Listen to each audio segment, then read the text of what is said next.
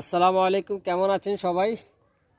আশা করি সবাই ভালো আছেন, কিন্তু আমরা নোয়াখালীবাসী ভালো নাই।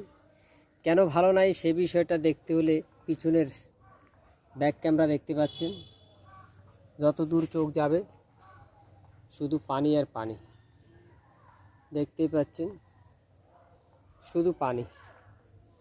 এই যে সব বেশি গেছে ভাই, ভয়াবহ বন্যায় নোয়াখালীর অবস্থা খুবই খারাপ। এই যে রাস্তা দেখতেছেন, রাস্তা যত দূর চোখ যাবে এটা পুকুর, এটা আমার লিজের পুকুর, কিন্তু দেখেন পুরা পুকুর পানির নিচ। এটা হলো কবরস্থান। হ্যাঁ, এই যে কবরস্থানের অবস্থাও খারাপ।